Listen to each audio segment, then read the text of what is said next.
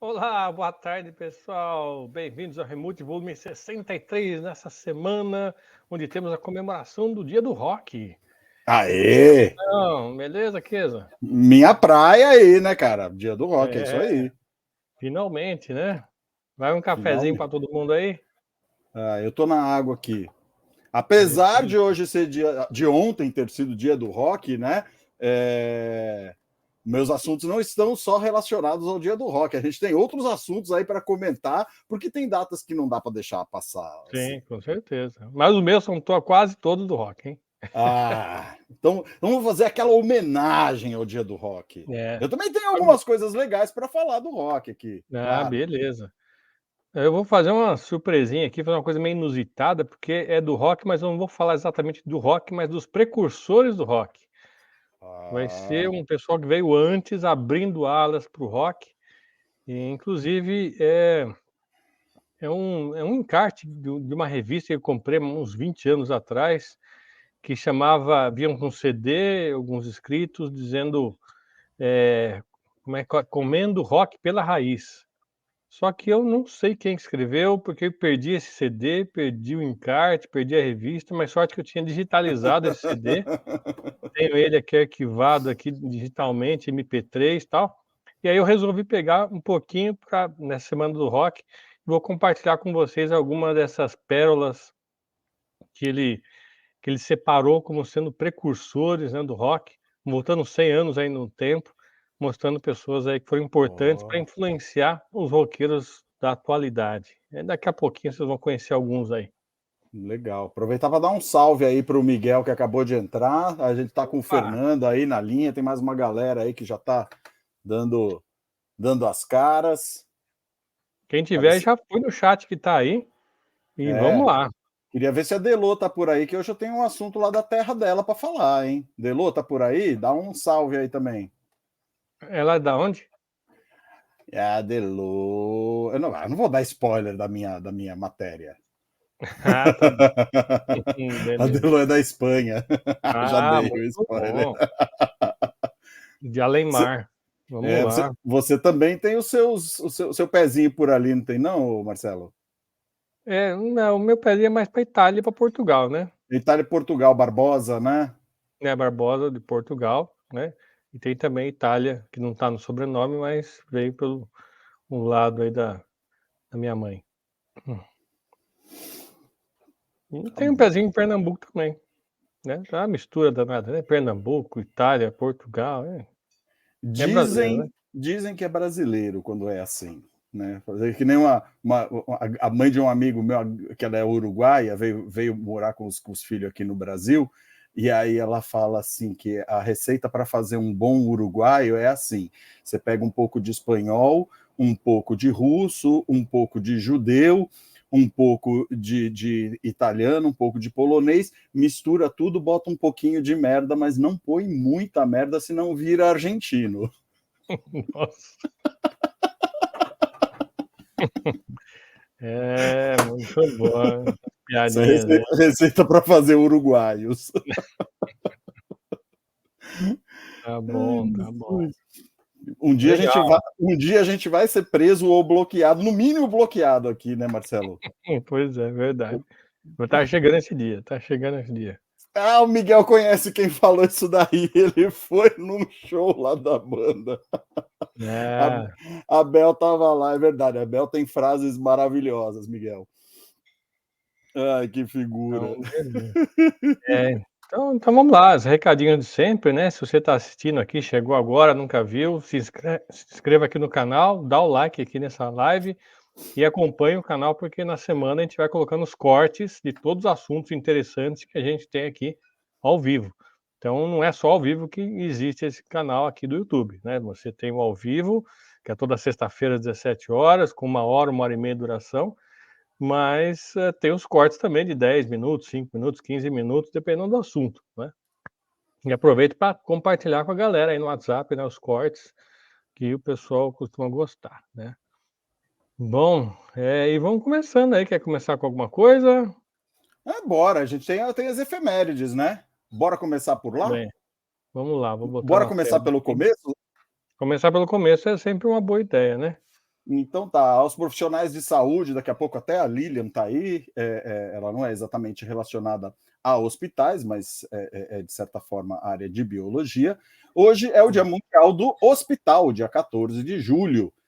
E a OMS, que é a Organização Mundial da Saúde, ela estabeleceu que o dia 14 de julho seria o Dia Mundial da Saúde, com o objetivo de ressaltar, como a gente sempre fala, né, os assuntos pertinentes à área, para que esses assuntos fossem debatidos anualmente, né, e enfatizados aí nas preocupações da sociedade. Alguns pesquisadores afirmam que os primeiros hospitais que surgiram no mundo, né, surgiram no Ceilão, mais ou menos em 400 anos antes de Cristo, né, o Ceilão, que é o atual Sri Lanka, né? 2 séculos mais tarde foram construídos locais para recuperação de enfermos na Índia, mas o tratamento deles era bastante relacionado com o ocultismo e com ervas e crenças, né? E a eficácia desses tratamentos era bastante duvidosa. Aí, por volta de 100 anos antes de Cristo, os romanos introduziram na Europa instituições mais parecidas com o que a gente tem nos hospitais atuais, e aí no século IV, já da era cristã, surge o principal modelo dos hospitais modernos, com as instituições comandadas por religiosos, né? No Brasil, ficou estabelecido que o dia do hospital, o Dia Nacional do Hospital, seria no dia 2 de julho, que foi há 2 semanas atrás, né? Essa data foi criada pelo presidente Getúlio Vargas em 1944 para homenagear a fundação do primeiro hospital do Brasil, que foi a Santa Casa de Misericórdia de Santos, que foi inaugurado no dia 2/7 de 1543, e esse hospital foi idealizado pelo explorador português Brás Cubas e construído no antigo povoado de Emguaguaçu, que hoje é a cidade de Santos, né, da qual derivou o nome exatamente da Santa Casa de Misericórdia de Santos. Né? Então, o nome de Santos, o povoado de Santos chamava Emguaguaçu, e acabou que, por causa da Santa Casa, que foi o primeiro hospital do Brasil, a cidade acabou mudando o nome para Santos. Né? No início, as dificuldades eram grandes, pois os médicos não queriam vir trabalhar no Brasil, e aí os jesuítas se encarregavam de fazer o atendimento, trabalhando como médicos, farmacêuticos e engenheiros. Então tá aí. Bacana, hein? O primeiro hospital do Brasil foi em Santos, olha só. Né? Falei, Muito bom. cultura, mano. A riqueza também é cultura. Muito bem, remute com Pois é. você. Legal. Dia do hospital, esse é o mundial, então, e nacional é 2 de julho que você falou, né? 2 de julho, exatamente. Beleza, o xará chegou aí, muito bom. Salve, Marcelão.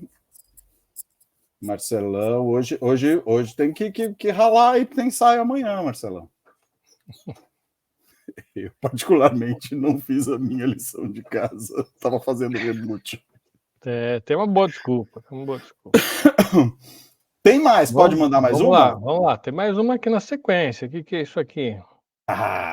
Puta, a gente já falou tanto disso, né, cara? Que a gente falou, quando a gente falou da Marselhesa, a gente falou da queda da Bastilha, e exatamente hoje é a festa considerada a festa nacional francesa, ou Dia da Bastilha, né? O dia 14 de julho, né, é um feriado nacional em memória a esse episódio que a gente já falou algumas vezes, da tomada da Bastilha, que aconteceu em 1789, né, que marca o início da Revolução Francesa.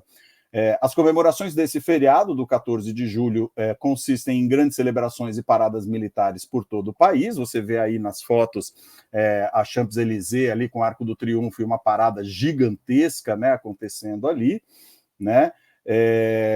E a atual festa nacional, ela teve origem em uma outra celebração chamada a Festa da Federação, que ocorreu pela primeira vez em 1790, em homenagem à determinação do povo francês durante a Revolução. A Revolução começou em 1789 e já em 1790, depois da queda da Bastilha, que foi o precursor aí da Revolução Francesa, em 90 eles já começaram a comemorar a Festa da Federação. E esse primeiro evento, né, da Festa Nacional Francesa, ou Dia da Bastilha, aconteceu exatamente no Campo de Marte, que é aquele espaço ali perto da Torre Eiffel, perto do Rio, que se estende ali por um pedação, por um grande parque, né? E só a partir de 6 de julho de 1880 que a Assembleia Legislativa e o Senado da França aprovaram o projeto de lei definindo o dia 14 de julho como Dia Nacional. Aos poucos, essa celebração se tornou uma tradição política relacionada ao sentimento nacionalista vivido durante a chamada França moderna do século XIX, né? E no feriado de 14 de julho, as cidades da França decoram suas ruas, acontecem desfiles militares, bailes e queima de fogos, né? Às 10 horas e 30 minutos da noite, né, do dia 14 de julho de 2016, teve enquanto o pessoal estava comemorando ali em Nice, na França, não sei se você lembra disso, teve um atentado. Você lembra que teve um caminhão que atropelou várias pessoas que estavam assistindo queima de fogo no Passeio dos Ingleses, em Nice? Uhum. Né? Eu não lembrava da data exatamente, né? Pois é, esse daí. E foi o início de uma série de atentados, né? Depois teve atentado em Londres, teve atentado na Espanha, né? Ali perto eu esqueci o nome do mercado ali, que é em Barcelona, que também um cara saiu atropelando todo mundo. Então, teve esse atentado aí também que marca tragicamente aí o dia 14 de julho, mas era durante as festividades ali da festa da Bastilha, né, do dia da Bastilha, né? Bom, é isso daí, né? Se o Alair chegou, e segundo ele também tá boas decapitações a todos aí, né? Para lembrar da Bastilha. E hoje, né, a França também tá assim também de novo, mas hoje tá tendo protesto lá, né? Tá toda essa turma tá na rua hoje lá, mas justamente protestando ali contra o policial que teve matou o rapaz lá e não para mais, né? Estão tocando fogo, né? Então tá bem parecido lá hoje, mas não tá bem assim, né? Lá ele lembrou, é o Corte Inglês, é esse? O Corte Inglês, é onde teve o atentado em Barcelona lá, né? Tá, é tipo o mapping deles lá, né? Bem parecido com o nosso mapping, até nas cores, né? Verde. Júlio Grande tá aí? Muito bem, e aí, Júlio? Beleza, estamos nas efemérides aqui, lembrando o dia da Bastilha. Isso Muito daí. bom. Tem Quer mais mais uma um boa aí? aqui. Vai lá, Tem. vai lá. Tem uma boa. Essa daqui, queria ver se a Benjamin. Delô estava por aí para confirmar os dados, né? Hoje, dia 14, na verdade, é o último dia das festas de São Firmino, em Pamplona, na Espanha. Festa de São Firmino é onde acontece aquela corrida dos touros, né? Que eles soltam os touros nas ruas da cidade e o pessoal sai que nem louco ali, correndo. Você está vendo até uma imagem ali embaixo. O pessoal se veste todo mundo de branco, com lenços vermelhos, né? E aí ele solta o touro em cima da galera. Vai embora, vai que vai. Tá, Vou falar um pouquinho mais desse trecho aí, mas só deixa eu contextualizar o evento, né? Esse dia de São Firmino, na verdade, ele é comemorado no dia 7 de julho, né? E ele é chamado, o São Firmino é chamado carinhosamente de Santo Morenico, né? Ou Santo Moreninho, devido à sua imagem, que está aí do lado, apresentar uma tez bastante escura. Ele nasceu na cidade de Pamplona, na Espanha, no ano de 272 da era cristã, e ele era filho de um senador romano e acabou sendo convertido e batizado na Igreja Católica. Aos 31 anos, em uma viagem de pregação em Amiens, em 25 de setembro de 303, ele foi capturado, decapitado e arrastado pela cidade, e por isso ele foi considerado um mártir da Igreja Católica. Ele foi perseguido exatamente por ter sido convertido à Igreja Católica. Então aí já temos uma decapitação, que a Laí falou, muitas decapitações para hoje. Né? Só que foi em outro lugar, né? Mas tudo bem. A data procede. Pois é, a Lilian entrou aí, acabei de falar da Lilian, dos profissionais de saúde aí, hoje é dia do hospital, a gente falou agora há pouco, dia mundial do hospital, então acabei de lembrar você, se você não pegou, depois assiste o corte. Uhum. E aí, o que tem aqui de interessante que eu queria falar desse negócio, né? Porque aí a gente falou do São Fermín, né? O São Fermino, né? E as cerimônias religiosas em honra ao santo, elas aconteciam, na verdade, no dia 10 de outubro. Mas aí, no fim do século XVI, essa data foi alterada para o dia 7 de julho, pois era o dia de uma grande feira que acontecia na Espanha. A festa mais popular em homenagem ao santo acontece entre os dias 6 e 14 de julho em Pamplona, né? No dia 6 de julho, no norte da Espanha.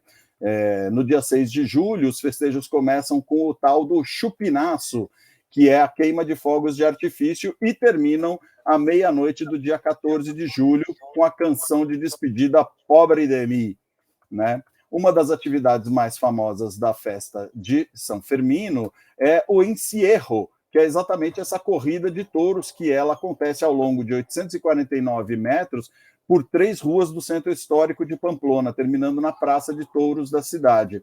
Os encierros realizam-se todos os dias, entre 7 e 14 de julho, às 8 horas da manhã, e duram de 3 a 4 minutos, né? Esses eventos aí, que você vê o encierro embaixo, onde está escrito Festa de São Fermín, acontecendo de verdade, os touros pegando ali, e ali em cima você tem um monumento em Pamplona que simboliza este evento, né, do encierro, né, que foi também imortalizado pelo escritor americano Ernest Hemingway, que propagou esse tema aí no livro O Sol Também Se Levanta, cuja maior parte desse livro, a narrativa, acontece em Pamplona durante exatamente o que eles chamam de San Fermines, né, que é as festas do São Firmino, né? É uma das festas mais celebradas do mundo, comparada ao St. Patrick Day e também o Carnaval e o Dia da Independência dos Estados Unidos. E existem documentos que confirmam que no século XVII o bispo Pedro de Artajona citava São Firmino durante as suas missas, né? E aí as procissões começaram a ter procissões em honra a São Firmino, e aí é que eles começaram a festejar, né? Durante as procissões, e aí a festa começou a ser tradicionalizada, né? Começou a virar uma tradição ali na cidade, né? E aí você vê que tem a imagem do santo. Essa imagem do santo, ela fica guardada numa capela dentro da igreja de São Lourenço de Pamplona, a capela de São Fermín, que é dentro da igreja de São Lourenço de Pamplona, e essa capela foi inaugurada em 7 de julho de 1717. Aí também mais uma efeméride do mundo. Sim. E lá na Espanha também, em Barcelona, se eu não me engano, em setembro tem a festa da Mercê, da Nossa Senhora das Mercês, que acho que é a padroeira da cidade, e também é uma semana de festividades, procissões. Não tem corrida de touros aí na rua, mas tem procissões aí, bem com bonecos grandes, né? Lembra um pouco aquele de Olinda lá, e quando eu visitei lá em 2009, a gente chegou por coincidência nessa data aí, a cidade toda estava uma festa só. Muito bacana. Vamos ver se a gente relembra essa festa em setembro aí. Ah, legal. E o São Fermín é um dos padroeiros da cidade de Pamplona. Né? Tem mais um padroeiro também na cidade que eu não citei aqui. Mas o São Fermín é um dos padroeiros. Legal, muito bom. Já Legal. 3 efemérides de cara aí, né? Exatamente. Mas deixa eu então cortar suas efemérides e colocar aqui alguma coisa do 63 aqui, para a gente lembrar o ano de 1963 com os filmes que estavam estreando nas telonas nesse ano, filmes que marcaram época, né? E vamos colocar aqui na tela 5 deles. Começando por Cleópatra, aí que está agora essa polêmica toda com essa série nova, uma minissérie, né, de Cleópatra que estreou aí, que colocaram uma afrodescendente ali, e não querendo entrar nesse mérito aí, mas tem aí em 1963 a estreia do filme Cleópatra, protagonizado justamente por Elizabeth Taylor, Richard Burton, Roddy McDowall e Martin Landau. Só lembrando, né, desnecessário apresentar a Elizabeth Taylor, né, mas só lembrando esses outros 2 nomes aqui, Rod McDowall fez parte do elenco, e ele que quem assistiu a série dos anos 70, Planeta dos Macacos, ele fez o chimpanzé lá, o Rod McDowall, um dos principais chimpanzés ali do seriado. E o Martin Landau, ele esteve presente na primeira série da Missão Impossível e também na série Espaço 1999. Além de ter sido cotado para ser o Spock em um dos filmes do Jornada nas Estrelas, mas acabou declinando. Então temos Cleópatra aí, temos também o filme 8,5, um drama autobiográfico do diretor italiano Federico Fellini, considerado obra-prima do cinema moderno, estrelando Marcello Mastroianni, outro xará aí, e Cláudia Cardinale. Falamos dela algumas semanas atrás no Era Uma Vez no Oeste, né? E esse filme tem a trilha sonora de Nino Rota, que é o mesmo que fez a trilha do Poderoso Chefão, né? Que é lembrada até hoje por todo mundo, né?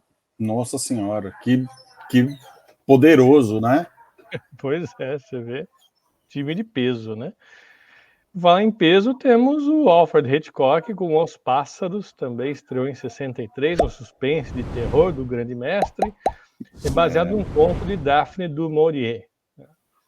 Temos também a estreia de um outro italiano, o Leopardo, Il Gattopardo, está aí no canto inferior direito, é uma adaptação do romance homônimo de Giuseppe Tomasi di Lampedusa, dirigida por Luchino Visconti, estrelado por Burt Lancaster, Cláudia Cardinale novamente, em mais um filme de 63, e o Alain Delon.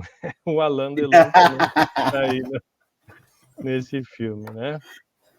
E uma novidade aqui, não tanto novidade aqui, mas nessa série de filmes do ano, temos Vidas Secas, um filme brasileiro de Nelson Pereira dos Santos, inspirado no livro de Graciliano Ramos, que retrata a miséria do sertão nordestino. Filmado no sertão de Alagoas, é o único filme brasileiro indicado pelo British Film Institute como uma das 360 obras fundamentais em uma cinemateca. Também foi incluído no livro 1001 Filmes para Ver Antes de Morrer, de Stephen J. Schneider. Em 1999, uma pesquisa do jornal Folha de São Paulo, realizada com 24 críticos e estudiosos do cinema brasileiro, indicou Vidas Secas como o segundo melhor filme brasileiro de todos os tempos. Em 2015, o filme ficou na terceira posição na lista feita pela Associação Brasileira de Críticos de Cinema, a Abracine, como dentro dos 100 melhores filmes brasileiros de todos os tempos. Então, temos aí 5 grandes filmes que estrearam em 1963. Fica como dica aí, quem quiser assistir esse fim de semana, um deles, para recordar um filme que estrearam 60 anos atrás. Ángeles chegou aqui, né? Ángeles, o Delo, a gente acabou de falar ali do encierro que acontece em Pamplona, essa é a sua terra lá. Quer falar alguma coisa pra gente? É o ano de 63, o ano que Lília nasceu, olha só, homenagem a ela. Aqui também os filmes que estreavam no ano que ela nascia. A Lília está nos aniversariantes do mês. Olha só, que bacana. Então, dupla homenagem, 63 e no mês, hein? Puxa vida. É isso daí. Reboot 63, então, em homenagem a Lilian. Certo. Quer continuar nas efemérides?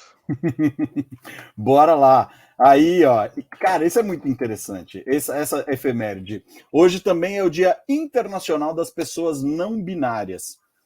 O que é interessante dessa história? A gente já vem aí, de certa forma, falando bastante da causa LGBTQIA, tem mais um no meio aí, mais umas 2, 3 letras no meio, mas, né, e esse Dia Internacional da Pessoa Não Binária é uma coisa interessantíssima. Essa data foi...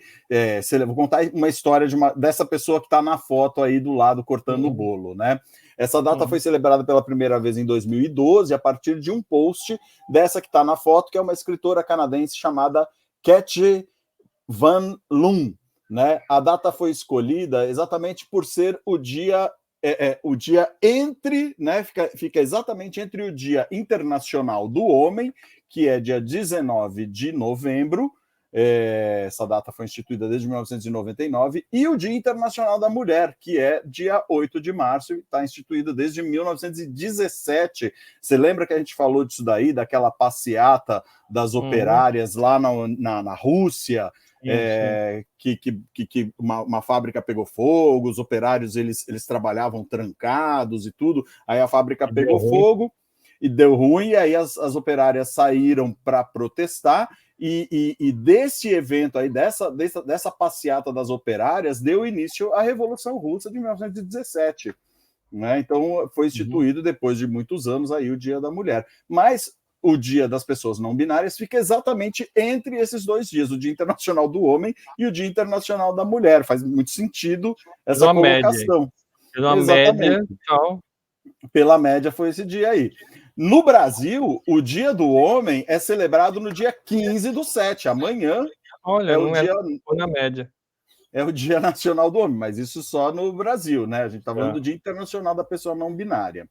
Agora, olha só que interessante, a maioria dos países não reconhece o gênero não binário e classificam as pessoas só como homem ou mulher, né?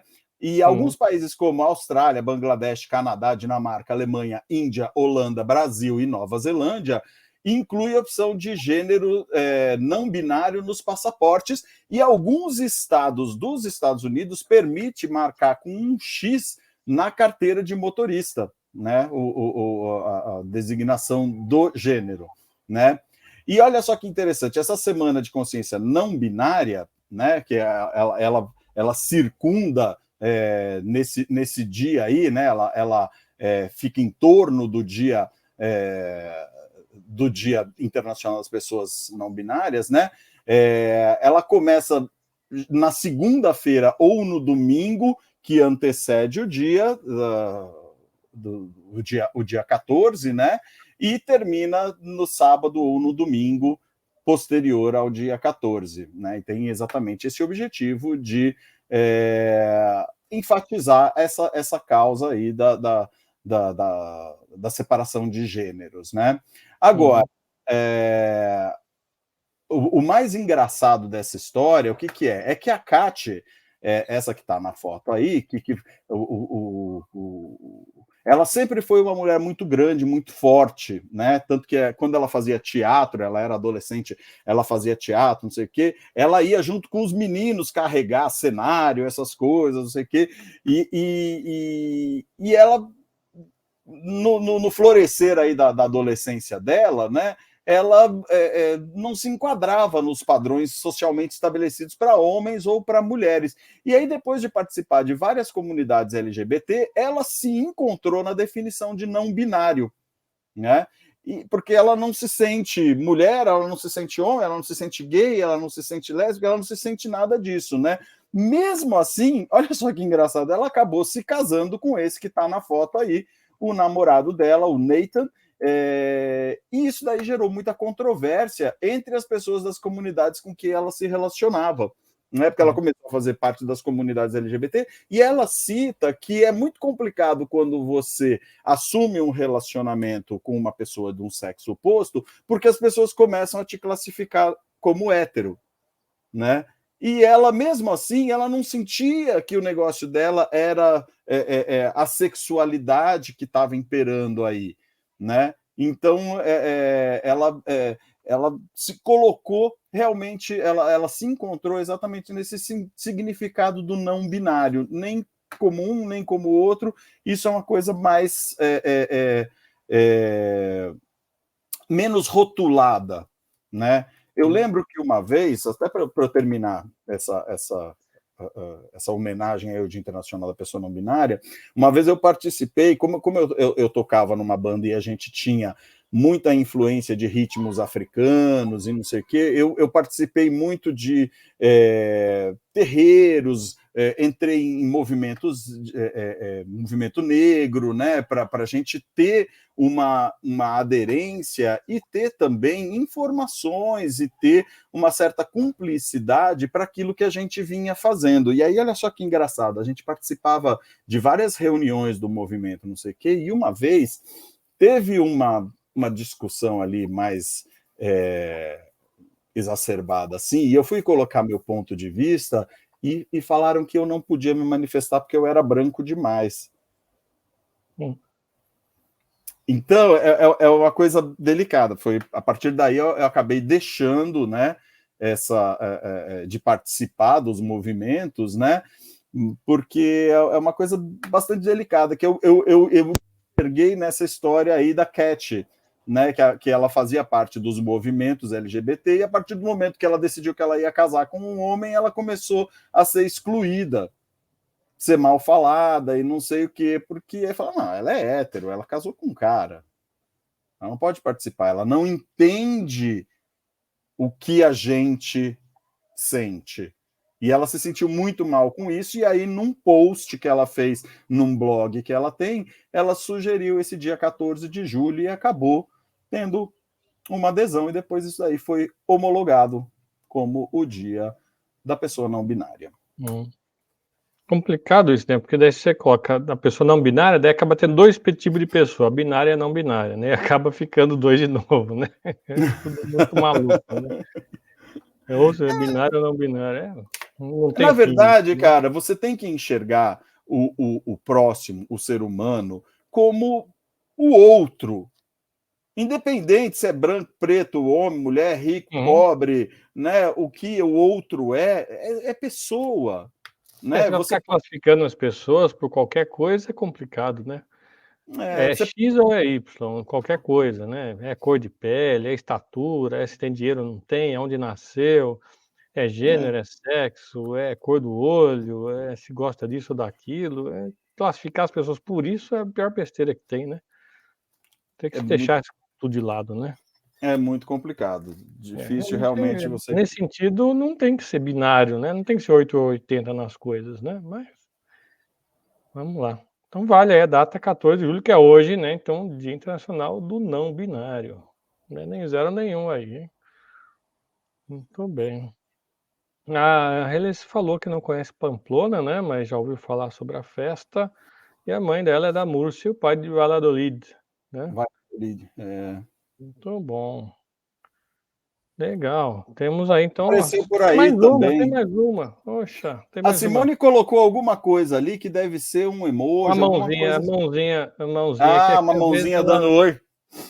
às vezes aqui no chat aqui ao vivo não dá certo, mas lá no YouTube dá certo, mas aqui no nossa tela não dá muito certo, não tem problema. Oi, Simone. Vai. Fala aí do Dia Esse Mundial da Liberdade, que tem a ver com o anterior, né? também tem a ver com o tema anterior, exatamente. E essa fala que está aí é da Malala. Né? Nós percebemos a importância da voz quando somos silenciados. Então tem tudo a ver com o tema anterior, né? E apesar de passar indiferente e despercebido por muitos, o Dia Mundial da Liberdade de Pensamento ele foi instituído em razão da queda da Bastilha também. Tem um link com a queda da Bastilha, porque marca os ideais da Revolução Francesa, que é liberdade, igualdade e fraternidade. Né? Então já faz um link aí também com a Revolução Francesa. Na maior parte dos países do mundo, a liberdade de pensamento foi um direito adquirido por meio de lutas sociais, e no Brasil, por meio da Constituição Federal de 1988, a liberdade de pensamento é assegurada a todos os cidadãos. Né? Inclusive, no Estado Democrático de Direito, se fala também da liberdade de expressão e liberdade de pensamento, né? Não só de propriedade, segurança, igualdade, mas também a liberdade do pensamento, né? E aí eu tô com 4, na verdade, itens do artigo 5º que fala da lei, e eu acho que é interessante eu ler esse pedacinho da Constituição. Pode ser, Marcelo? Tá, vai lá.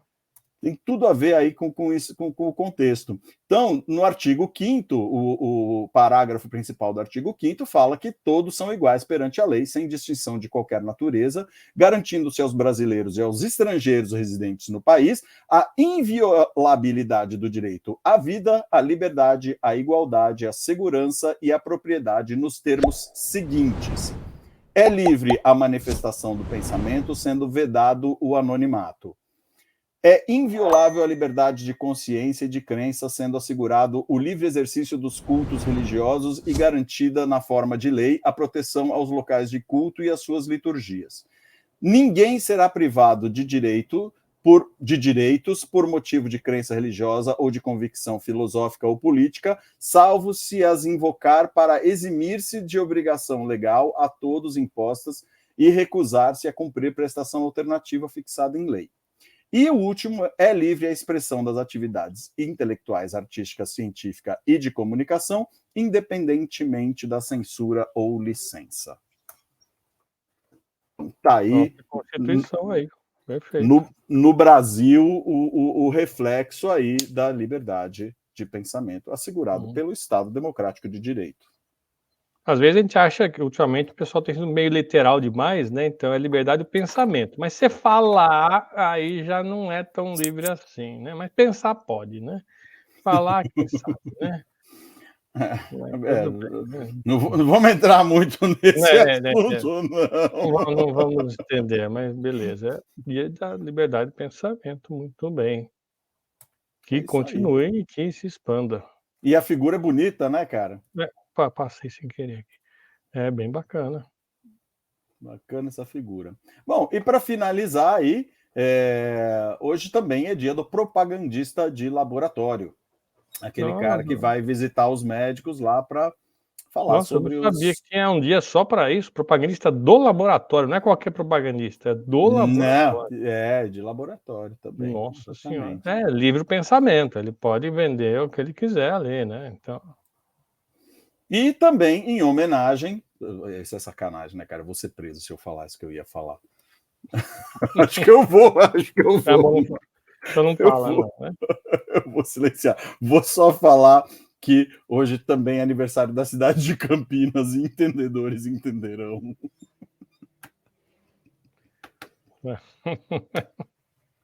É hoje mesmo? Hoje é aniversário da cidade de Campinas. Tá bom. Muito bem. Então, assim, ia falar mais alguma coisa do propagandista? Eu tirei da tela, não? Não, só isso. Já foram as efemérides. Agora dia do rock.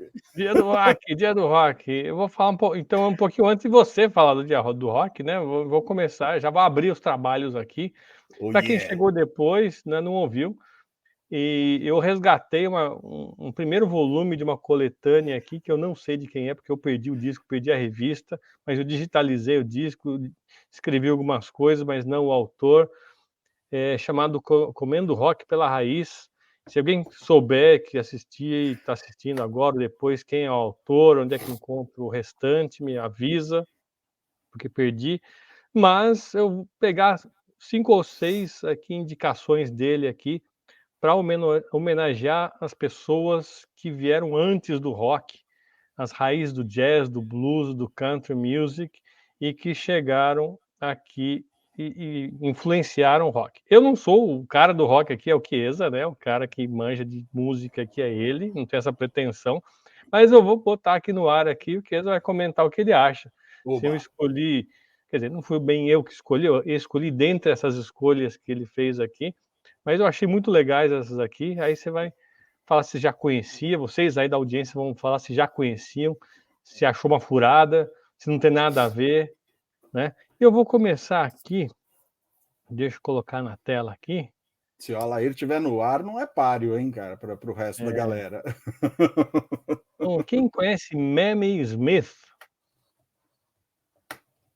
Mamie Smith, ela entrou para a história do blues, porque foi a primeira cantora negra americana a gravar um disco de blues em 1920. Estamos falando de 103 anos atrás. Cara, tem um filme dela. Ah, olha só, já está chegando. Ela participou de alguns filmes, né? Não sei se tem mas não, tem um filme da história dela, que acho que é a voz do blues. Ah, depois tem que resgatar aí. Quem souber vai pondo aí, porque eu não sei. Eu vou buscar aqui enquanto você fala. Tá. Então, ela gravou a música Crazy Blues, né, em 1920. Então, foi a primeira cantora negra americana que gravou um disco de blues, né? 1 milhão de cópias foram vendidas em menos de um ano. Olha só, naquela época, há 103 anos, em menos de um ano, vendeu mais de 1 milhão de cópias, né?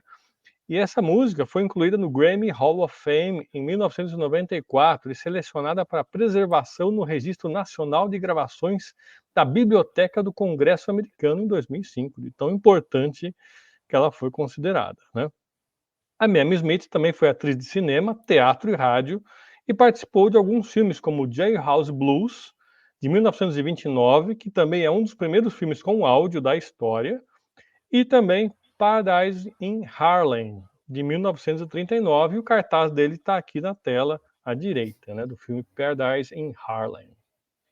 Bom, a Mamie Smith era conhecida como a Imperatriz do Blues e influenciou outras cantores como Bessie Smith, Billie Holiday e Aretha Franklin. Olha só, hein?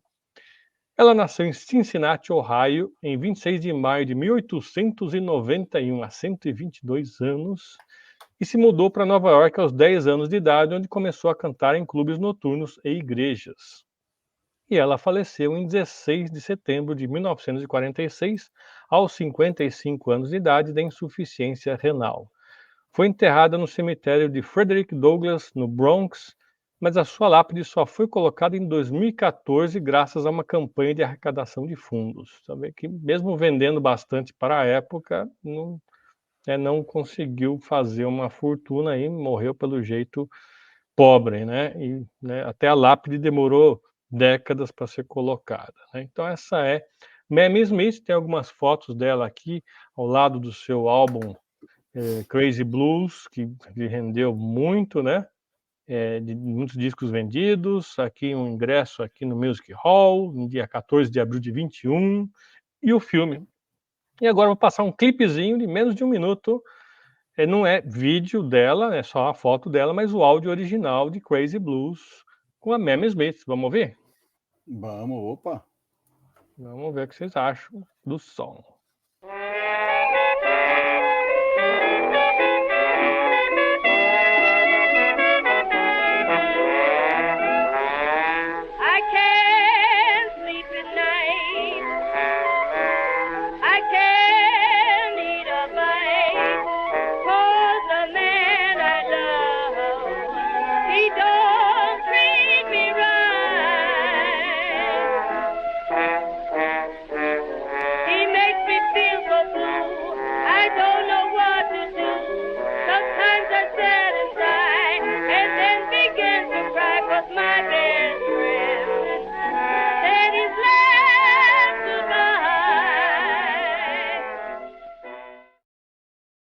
Aí, Mamie Smith, um vozeirão de 100 anos atrás aí, precursora aí das gravações de blues nos Estados Unidos. Eu busquei a informação aqui, Marcelo. Não é a Mamie Smith. É que, como você falou de 1920, né? Eu achei que tinha a ver, mas não é. É contemporânea, chama Ma Rainey, que ela era chamada de como é que ela era considerada? Mãe do blues, né? Puta, e o filme é a voz suprema do blues. Inclusive, nesse filme tem a Viola Davis no papel da Ma Rainey e tem o Chadwick Boseman, que foi o último filme dele. Cara, esse filme é legal pra caramba. Quem gosta desse tipo de blues aí, do começo do século XX, cara, é um prato cheio. É um filme muito legal. Pô, legal. Depois você põe no chat direitinho o nome do filme aí pra gente procurar. Vou botar agora. Ari chegando aí, Ari, estamos lá, blues, jazz aqui como raiz do rock, hein? Vamos ter mais umas 5 ou 6 aqui. Acabamos de tocar aí Mamie Smith. E aí eu toco a bola pro Keza. Eu tava escrevendo aqui. Vamos lá, então, vamos para o meu assunto aqui. Botei só para a gente lembrar ali para assistir o filme da Voz Suprema do Blues. O que eu tenho de assunto aqui agora, do dia do rock? Na verdade, você vai falar da história do dia do rock? Não, aí deixei para você aí. Então, a gente falou ano passado, vou só relembrar aqui, né, que foi o dia do rock, na verdade, ele se baseou naquele evento que aparece no filme do Queen, que é aquele do filme do Freddie Mercury, na verdade, né, o Bohemian Rhapsody, que é o Live Aid, em 1985, que que aconteceu exatamente no dia 13 de julho, né? E aí, no final do evento, foi um evento de uma magnitude gigantesca, né? O Phil Collins falou assim, putz, a gente podia marcar o dia 13 de julho como o dia mundial do rock, porque esse evento, pelo tamanho desse evento aqui, é uma coisa que tem que ser lembrada para sempre. Então, tá aí o que o Phil Collins pediu, foi atendido, e o pessoal comemora até hoje o dia do rock, né? Mas, dia 14/7, que é hoje, ele marca 2 lançamentos de filme que estão aí na tela. Não, é mais filmes, hein? Só que 14 de julho, olha lá, o The Wall, que tem o Bob Geldof, né, do Live Aid. Matando a pau, exatamente. No papel principal, aí, o protagonista é o Bob Geldof, que foi um dos organizadores ali do Live Aid, né? E ele foi bastante elogiado aí pela performance dele, né? O The Wall foi lançado exatamente no dia 14 de julho de 1982, é um filme do gênero drama musical. Foi dirigido pelo Alan Parker, que nos deixou aí há 3 anos, também em julho, no dia 31 de julho de 2020. É um diretor que eu adoro, assim, cara. Os filmes do Alan Parker, para mim, são muito legais. Ele dirigiu Coração Satânico, Fama, Commitments, A Vida de David Gale, Evita, Mississippi em Chamas, O Expresso da Meia-Noite. Meu, cara, espetacular esse Alan Parker. E dirigiu também o The Wall, né? O filme se baseia, né, na influência de guerras e de ditaduras nas vidas das pessoas, né? E o roteiro desse filme foi escrito pelo Roger Waters, que teve o pai dele morto em uma batalha durante a Segunda Guerra. Então ele já tem aí uma influência aí grande desse meio de dramático de guerra, né? Exatamente por ter perdido o pai na Segunda Guerra, né? O filme também faz referências ao estado de saúde mental do Syd Barrett na época, né? Você lembra que ele abandonou o Pink Floyd muito precocemente ali, porque ele acabou tendo um estado de depressão e psicose profundo ali, que ele não conseguia mais sair de casa. E também faz uma referência ao Muro de Berlim, que na época ainda existia, né? Não eram só pedaços do muro que eram para ser lembrados como história, como a gente tem hoje. Na época existia o Muro de Berlim separando 2 Alemanhas, né? E além do que ele explora também assuntos como drogas, racismo, opressão, sexualidade. É um filme bastante interessante, que tem o Bob Geldof no papel principal, né? E o filme custou por volta de 12 milhões de dólares para ser produzido, e o Roger Waters, que é aquele cara que sempre arruma treta lá no Pink Floyd, né? Ele não gostou muito do filme, apesar dele ter feito o roteiro, ele não gostou do filme. Olha lá. Então, já é a polícia aqui falando que... É o Roger Waters. Roger Waters falando. O Roger Waters falou que fazer a filmagem do filme foi uma experiência enervante e desagradável, e disse que não conseguiu se envolver com a produção ao assisti-la, mas elogiou a performance do Bob Geldof. O Alan Parker teve diversos conflitos com o Roger Waters durante a produção e descreveu as filmagens como uma das experiências mais miseráveis da minha vida. Mais tarde, ele se referiu ao The Wall como o mais caro filme de estudante já produzido. E o David Gilmour disse que os conflitos dele com o Roger Waters começaram a partir da produção do filme. Mas, de qualquer maneira, eu acho um filme legal de se assistir, e a trilha sonora é um desbunde. Ah, sim, isso é impagável, né? É impagável. The Wall.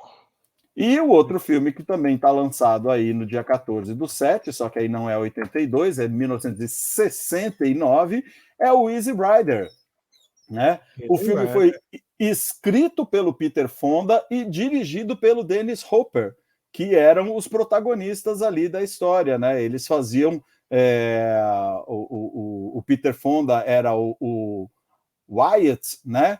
Chamado também de Capitão América, e o Dennis Hopper era o Billy, né? E o filme ainda conta com a atuação do Jack Nicholson como George Hanson, e ele conta a história de dois motociclistas que viajam através do sudoeste dos Estados Unidos com o objetivo de alcançar a liberdade pessoal. Tornou um marco da filmografia e da contracultura, trazendo também a ascensão e a queda do movimento hippie, né? A trilha sonora também espetacular, inclui, entre outros artistas, as bandas Steppenwolf, The Byrds, The Band, o Jimi Hendrix Experience, Little Eva, The Electric Prunes e Electric Flag. Também foi um filmaço, marcou época, e a trilha sonora é imperdível. Aí. Muito bom, Easy Rider, tudo em 14 de julho, hein? Dia do rock para vocês. Henricão, boa tarde, chegando aí, Henrico dando um salve para o Chiesa e para o Barbosa. Salve. Muito bom. Vamos ver mais uma raiz do rock? Fala aí. Henrico foi assistir Missão Impossível ontem, tô sabendo. Depois você comenta aí, Henrico. Diz aí, porque dizem que é muito bom, hein? Se é bom, se vale a pena, para a gente já ter programa aí para o final de semana. Vamos lá. Vamos então mais um da raiz, roqueiro raiz. Vou avançar um pouquinho no tempo, 7 anos, para 1927. Estou falando aqui de Jimmie Rodgers. Jimmie Rodgers, pioneiro da música country nos Estados Unidos, é conhecido como o pai da música country. Nasceu em 8 de setembro de 1897, ele faria então 126 anos se fosse vivo. Nasceu no Mississippi, né? Alguns que pronunciam o I como I, ficaria mais Sai Pai, né? Mas não é mais Sai Pai, é Mississippi. O Kesa falou agora do filme, né? Mississippi em Chamas, né? Ele nasceu no Mississippi e começou a cantar e tocar violão ainda criança, influenciado pela música folclórica do sul dos Estados Unidos. Trabalhou como maquinista de trem, mas teve que abandonar a profissão por causa da tuberculose, que também afetou sua voz e a sua saúde. Ele gravou seu primeiro disco em 1927 com a canção Blue Yodel número 1, que se tornou um sucesso nacional e lhe rendeu o apelido de The Singing Brakeman e America's Blue Yodeler, né? O yodeler de blues da América, né? Ele misturava elementos de blues, jazz, folk e gospel em suas músicas, criando um estilo único e influente para gerações futuras de cantores country. Infelizmente, ele morreu em 26 de maio de 1933, somente aos 35 anos de idade, vítima da própria tuberculose, deixando um legado de mais de 100 gravações e uma grande popularidade entre os fãs da música country. Ele foi indicado ao Country Music Hall of Fame em 1961 e para o Rock and Roll Hall of Fame em 1986. Segundo um jornalista de música da época da indicação, ele diz que sua fusão de blues, baladas dos Apalaches e spirituals foi uma estrutura inicial para o rock and roll que influenciou todos, do Bob Dylan ao Lynyrd Skynyrd. Olha só, hein? Inclusive, na tela tem duas fotos do próprio Jimmie Rodgers e no meio tem o cartaz do filme Honky Tonk Man de Clint Eastwood, de 1982, que é mais ou menos baseado na vida do Jimmie. Isso que eu estava vendo. O que o Clintão estava fazendo aí no meio da história? Pois é, ele fez esse filme em 86 sobre um cara do blues e mais ou menos se baseia na vida do Jimmie Rodgers, né? Que legal. Então, eu vou colocar aqui um clipezinho. Aliás, eu vou colocar 3 clipes na sequência aqui. Eu vou fazer uma brincadeira aqui, que esse cara que fez essa série da Comendo Rock pela Raiz, ele que deu essa dica. Não fui eu que achei isso, mas eu achei muito louca, que eu vou sair dessa música dele, gravada em 1927, que é o Blue do Yodel número 1, que é um yodeling, né? Vocês já sabem que é o yodeling, que canta, né, com uns tons aí altos e baixos aí, né, que é inclusive um jeito de cantar que nasceu lá na Suíça, nos Alpes suíços, mas que acabou sendo importado aí, não sei se por ele ou por outro cantor aí pro country e pro blues norte-americano, mas no próximo clipe eu vou ver a importação disso para o Brasil, para um cantor country brasileiro e depois para um rock. Como é que isso se... Uma loucura, né? Vocês vão ver. Ah, o rock Primeiro... eu já sei onde você vai terminar. Ah, legal, vamos ver. Não sei se é esse mesmo. Então, mas começou com o Jimmie Rodgers, Blue Yodel número 1. Faz parte, inclusive, de um filme onde ele participou. Inclusive, esse filme é considerado, né, um curta que é de 1929, considerado também um dos primeiros vídeos musicais que ocorreram, né? Então, o clipezinho foi tirado dele e eu coloquei aí uns segundinhos da música para vocês. Manda. I'll sing an old Blue Yodel song for you. Yes, that's it. All right.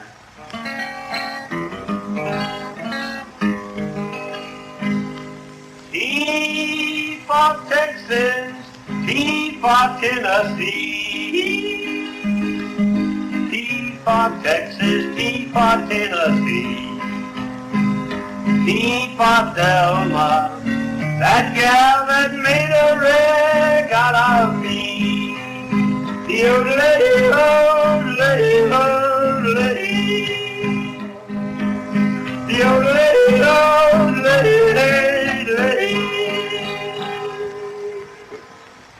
How about the coffee around here?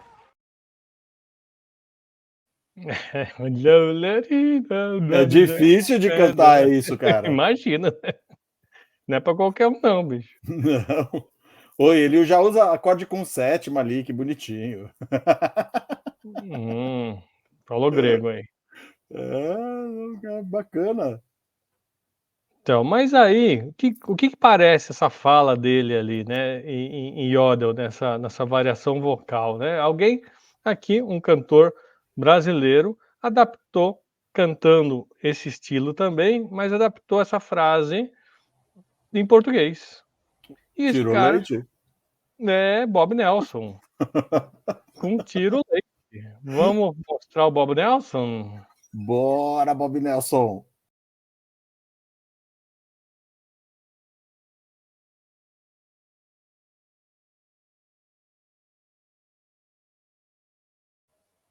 Olha lá, tiro leite, olha lá. Já dá uma adaptada, né? No Yodel, né? Pode Aqui a crer. Agnes falando que o Chororó faz isso também, né? Eu não sei. Você falou que como é que chama esse Yodel? Não, esse cantor aí que tá na tela. Ah, Bob Nelson. Não, esse aqui, Jimmie Rodgers. Jimmie Rodgers, que eu fiquei com o nome do Bob Nelson na cabeça. Você falou que o Jimmie Rodgers trabalhou em Estrada de Ferro, né? Exatamente, é. O Bob Nelson também era ferroviário. Olha só, que Ele engraçado. nasceu em Campinas e eu acho que ele é contemporâneo, porque ele é de 1918. Pode ser. Mais ou menos contemporâneo aí desse... Só que essa música ele gravou já nos anos 50, né? Pode ser que a idade seja mais ou menos. Você vê que essa mesma, música, né? tem tudo a ver com as marchinhas, né? Que a gente falou outro dia das marchinhas de carnaval também. Isso daí já vai nessa onda da polca, né? Das marchinhas. É música aí já que a gente faz, né? As nossas festas juninas também, já. Mas agora eu vou botar o último vídeo, que aí já é adaptação para o rock, né? Já um pouquinho mais recente. Nós temos o Tiro Leite, ritmo rock. Vamos lá? Ocos pocos. A nuvem passar e lá no chão a grama brotar. Então pensei que não viver aqui enquanto a turma de vaqueiros tira o leite. Tira o leite, tira o leite, tira o leite, tira o leite. Tira o leite, tira o leite, tira o leite, tira o leite.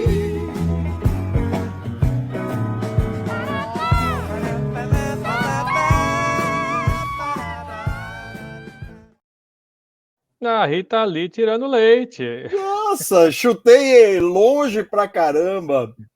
Eu Você achei, foi eu no achei Ocus que você ia Pocus? botar aquela música do Ocus Pocus. Ole, ole, ole, ole, ole, ole, Podia, né, ole, ole, também, ole, faz pom, parte, pom. mas eu segui a linha do Tiro Leite, né. O Bob Nelson transformou o Yodel lá do Jimmy Rodgers em Tiro Leite, e aí a Rita Lee transformou o Tiro Leite em rock. Daí chegamos no rock. Olha só que bacana, né. Uma Legal demais. viagenzinha aí de 100 anos.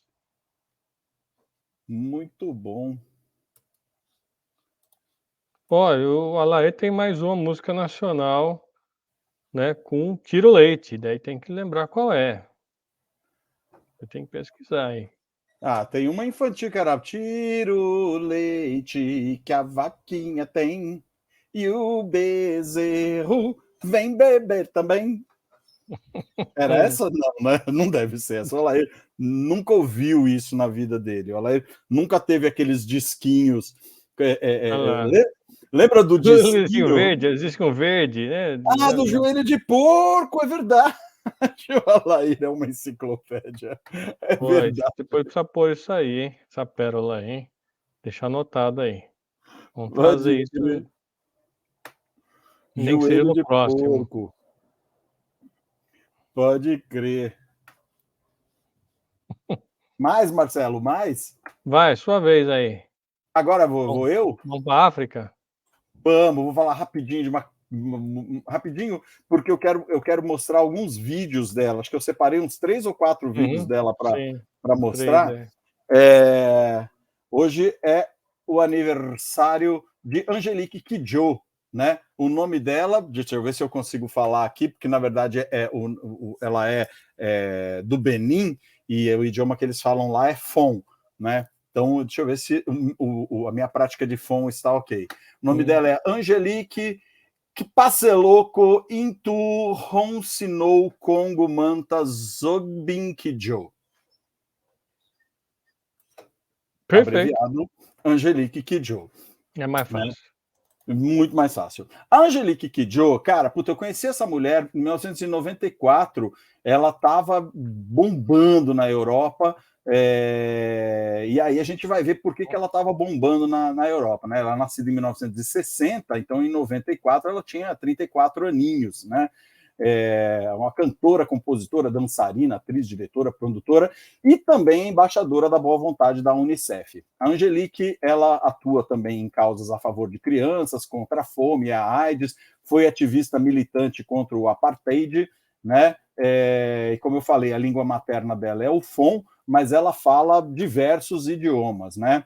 O seu pai pertencia aos Fons da tribo Petá, e de Yudá, que é a cidade onde ela nasceu, e a mãe dos Iorubás. Né? Angelique cresceu em um ambiente altamente criativo, com 8 irmãos, e a mãe dela, a Ivone, ela era uma famosa coreógrafa e diretora teatral. O pai dela, o Frank, trabalhava nos Correios e tinha como hobby a fotografia e um banjo. Né? Ela começou a cantar e dançar com a sua mãe aos 6 anos de idade e durante a carreira dela, né, vou pular aí toda a parte da adolescência, ela lançou 10 álbuns e diversos singles, entre eles ela gravou Give Me Shelter dos Stones em parceria com a Joss Stone, com a Joss Stone, para o álbum Din Din, que a gente vai falar sobre isso, e esse álbum rendeu para ela o Grammy de melhor álbum de World Music contemporâneo em 2008. Ela gravou o primeiro disco dela em 1980 em Paris, um disco chamado Pretty, né? Só que a vida em Paris não foi uma vida fácil, porque vários artistas africanos tinham escolhido viver na cidade de Paris para lançar os seus trabalhos. Por isso a Europa realmente, década de 80 e 90, estava bombando com a cultura africana, né? Chegando na Europa, ela foi influenciada por muitos músicos de jazz, funk e soul, e começou a estudar em várias escolas de música, artes, dança, mímica, tudo relacionado a artes, a canto. Ela fez várias faculdades de canto, e aí ela começou a participar de um grupo chamado Pili Pili, com quem ela gravou vários discos, e aí ela participou do Festival de Montreux em 1987. E aí esse festival, o Festival de Montreux, foi um trampolim para ela, que acabou deixando o grupo para investir na carreira solo. No entanto, ela ainda gravou alguns discos com o grupo Pili Pili. né? Angelique fez parceria com inúmeros artistas como John Legend, Miriam Makeba, que era um ídolo dela, né? Nina Simone, Manu Dibango, que é um saxofonista camaronês, Branford Marsalis, Carlos Santana, Peter Gabriel, Alicia Keys, Ziggy Marley, Bono Vox, entre outros aí, que ela fez parceria, né? Em 93 nasceu a sua filha, Naimã, que ela tem inclusive uma música lindíssima chamada Naimã. E em 95 a música FIFA foi destaque da trilha sonora da comédia Ace Ventura, de Hollywood, né? Em 93 a música Malaika, que já havia sido usada num filme na França, também foi usada num filme na França, e em 94 a Nani Moretti também usou uma canção dela num filme premiadíssimo chamado Querido Diário. Além de contribuir com a trilha sonora do Street Fighter, que é um filme com o Jean-Claude Van Damme, né? A Angelique gravou na Bahia e em Nova York em 2002, né? Ela fez um disco chamado Black Ivory Soul, e nesse disco ela usou muito da influência brasileira, talvez até estimulada pela ancestralidade dela, já que o avô dela viveu na Bahia também, né? E desse disco, o Black Ivory Soul, participaram os músicos Carlinhos Brown, que coescreveu 3 canções, Gilberto Gil, com uma releitura de Refavela, e a Daniela Mercury cantando Tumba, uma das músicas, uma das faixas do disco. Quando ela esteve no Brasil em 2009, ela também trabalhou com a cantora Margareth Menezes, gravando uma música chamada Xangô, que é bastante legal, é do último disco dela, inclusive, que a gente falou... falamos desse disco dela, né, desse último disco dela. Bom,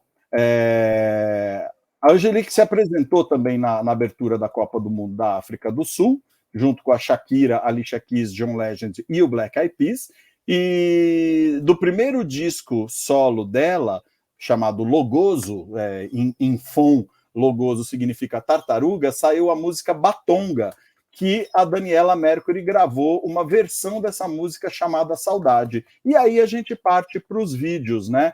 Vamos passar aí o primeiro vídeo dela, que é ela cantando um trechinho de Batonga, e logo na sequência a Daniela Mercury cantando a música Saudade, que ela gravou baseada na música Batonga da Angelique Kidjo. Tá, vamos para a música dela, da Angelique.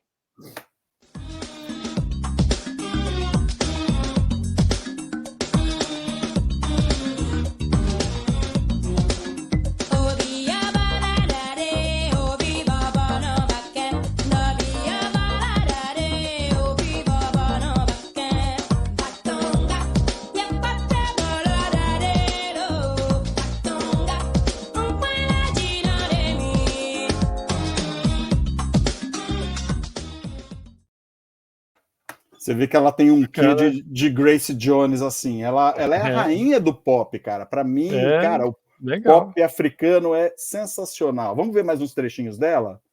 Você quer ela ou a Daniela? Daniela. Ah, vamos botar a Daniela.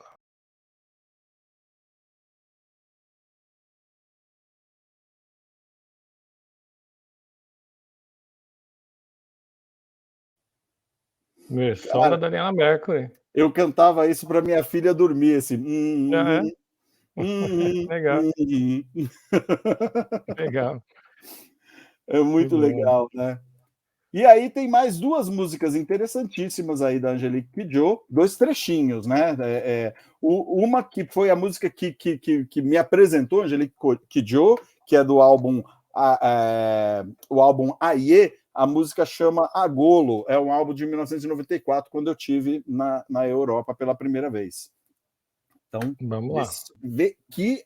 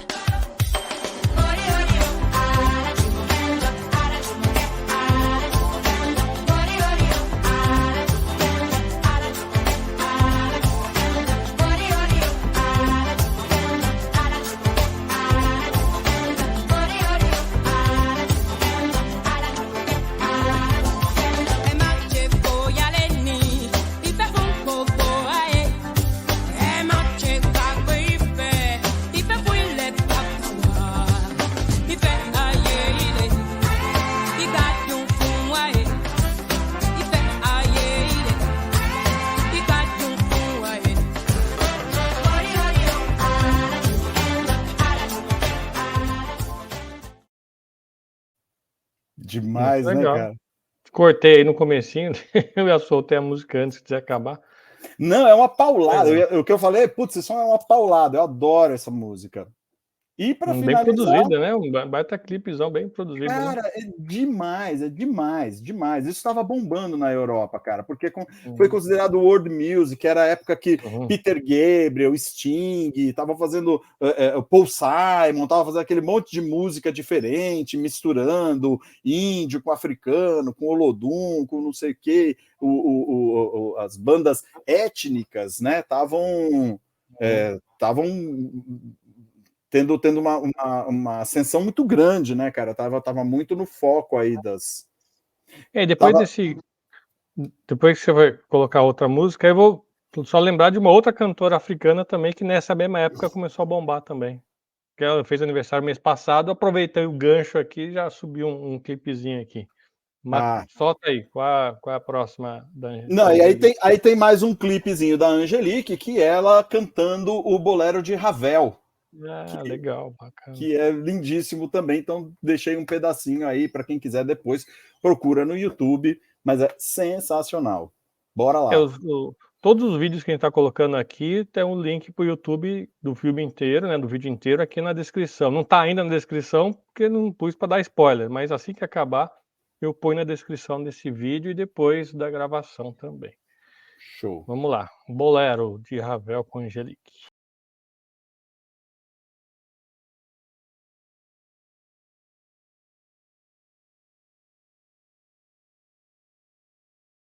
Bem bacana, hein? Lindo, né, cara? Uhum, muito. É isso. Então, a nossa homenagem aí para os 63 aninhos da Angelique Kidjo. E eu aproveitei, né, que você falou dessa cantora, né? Não vou falar sobre ela, só vou colocar um clipe aqui, só vou falar que a Kadianin, ela é do Burundi, é outra nação lá africana.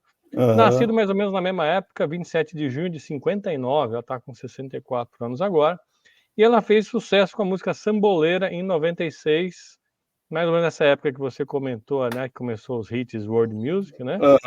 E ela fez também um baita sucesso com a versão dela da música de Stevie Wonder, Free. Daí a versão dela chama Sina Mali, Sina Deni. Eu fiz um clipe curtinho juntando essas duas no mesmo clipe, só para ilustrar aqui a Kadianin. Pô, que Vou legal. Você fez soltar. agora? Você tá o Não, bichão, eu hein? fiz antes de começar, né? Eu vi que você ia falar dela. Não, agora não dá, né? Não dá. Caraca, Não, o cara pegou online o gancho. não, assim também não, né? Mas eu fiz agora há pouco, foi umas 2 horinhas. A Delô gosta do boleto de Ravel. Do boleto? Eu não gosto de boleto, não. Não é de boleto, não é comigo, não. Sacanagem, ela corrigiu. Maldito corretor. Tem duas certezas nessa vida, né? A morte e o boleto, né? Vai chegar, né? Mas vamos com a Cadianinha aqui, um boleto, ó. Um clipezinho aí com as duas músicas, duas das músicas que ela fez mais sucesso aí. Vamos lá.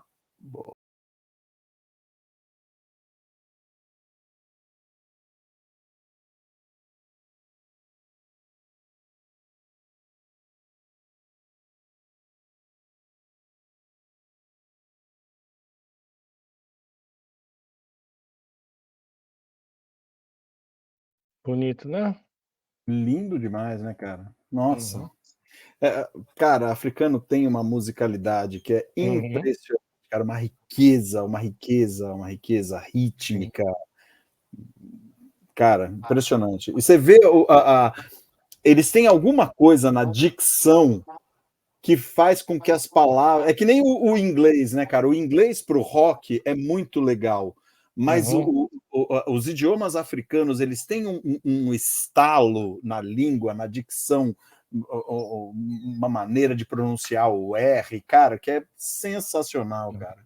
Inclusive essa raiz do rock que a gente está relembrando aqui é quase tudo negro, né? Blues, jazz, aí tudo raiz negra, né? A Tudo ou quase, influência, né? a influência veio toda daí. Você falou do cara do country, né? Que ele influenciou Uhum. Lynyrd Skynyrd e bandas do Sul, mas eu acho que influenciou mais pela música a música tradicional, né, que seria o country music, do que a própria música negra. Então, eu acho que essas bandas que você citou, elas têm influência do country? Tem, mas a influência do rock, ela vem por um outro lado, ela vem pelo lado do negro mesmo.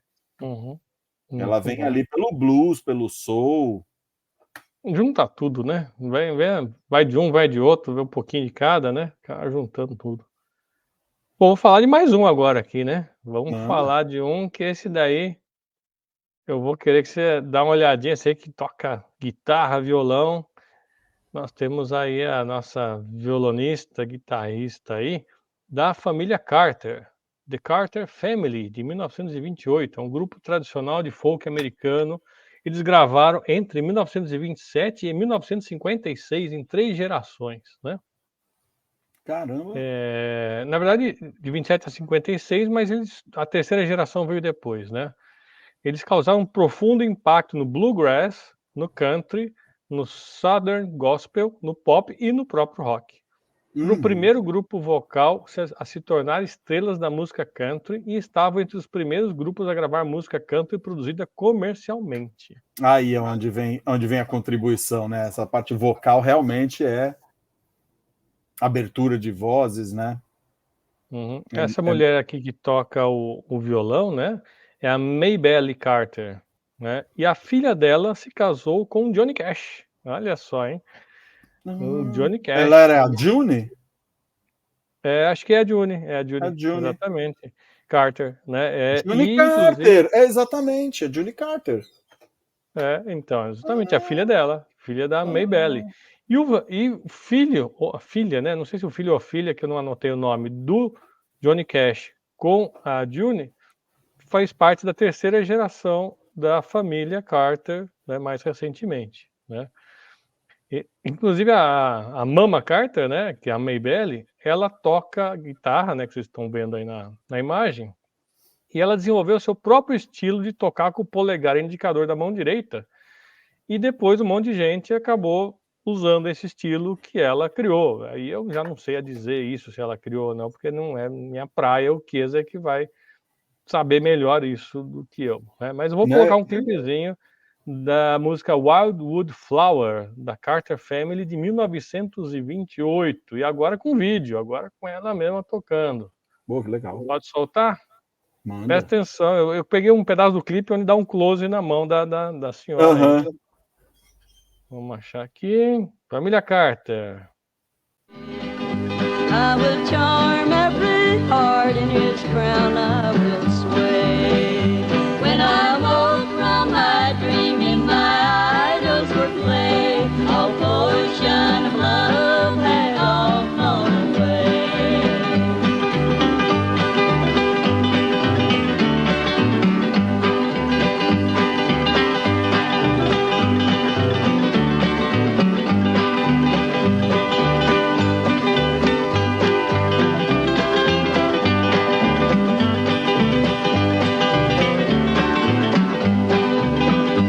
Oh, he taught me to love him and promise to love and to cherish. Bacana, hein? Eu vi a técnica dela aí, parece um pouco com a técnica do banjo, né, cara? Pode ser que ela tenha vindo do banjo, né? E adaptou aí pro violão. Mas que voz também, hein? Já começa a sentir um pouquinho de rock aí por trás, né? E as aberturas de vozes, isso que eu falei. A gente viu algumas semanas atrás, a gente falou do Les Paul, né? Ele também tocava com a mão a guitarra, né?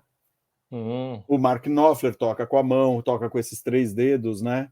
Só que ele toca com o indicador, o dedo médio e o polegar. Mas ela usa muito o polegar para fazer os baixos, né? Tum, dum, dum, tum, dum, tum, dum, dum, tum, dum. Mas muito legal, bom, cara. A abertura de voz, você viu que bonito, cara? Nossa, muito bom, né? A família muito toda legal, ali. Muito legal mesmo. Legal. Parece Mark Knopfler, olha lá. Então. É a raiz, hein? É que tem um delayzinho aí, mas o Marcelo deve ter comentado antes de eu falar aí. Mas tem Uhum. essa pegada do Mark Knopfler mesmo, de tocar com os 3 dedos aqui encolhidos, né? E tocar só aqui. O Mark Knopfler, como eu falei, ele usa o polegar e o dedo médio também, como o banjo, né? Muito Muito legal, bacana. Carter Family. Eu tenho mais duas aqui, hein, mas vou deixar a bola agora primeiro com o Chiesa falar de outra coisa, né? Você vai Na falar do verdade, cara, eu acho que eu não vou melhor. nem falar, cara. Hoje é o Sabe? aniversário do Teatro Municipal do Rio de Janeiro, né? Que foi Ela- inaugurado em 1909, né? Ele foi construído exatamente porque os teatros que tinham na época, que era o São Pedro e o Lírico, eles eram muito criticados pelas instalações, não eram teatros grandes e pomposos o suficiente para que as companhias que atuavam nele pudessem trazer seus corpos, né? E aí, depois da proclamação da República, uma pessoa que a gente falou semana passada, que é o Arthur Azevedo, ele lançou uma campanha para que um novo teatro fosse construído, e aí eles construíram, junto ali com a prefeitura do Rio de Janeiro, que na época era o prefeito Pereira Passos, ele promoveu ali uma grande modernização no centro da cidade e abriu a Avenida Central, que hoje é chamada de Avenida Rio Branco, moldada na imagem dos boulevares parisienses, né? E aí foi feito um concurso que o filho do próprio Passos ganhou, né? O Francisco de Oliveira Passos ganhou o concurso para fazer o projeto e construir. E o desenho foi inspirado na Ópera de Paris, do Charles Garnier. Né? A construção começou em 1905 e foi construído em tempo recorde de 4 anos e meio. E apesar do teatro ter o nome de Teatro Municipal do Rio de Janeiro, ele não pertence ao município, ele pertence ao Estado. E aí eu deixei um clipezinho aí de 1 minuto e meio, mais ou menos, só para a gente dar um rolê dentro do teatro. Essa vai ser a minha curtíssima. Vamos lá, então, conhecer um pouquinho por dentro do Teatro do Rio. Olha que coisa linda.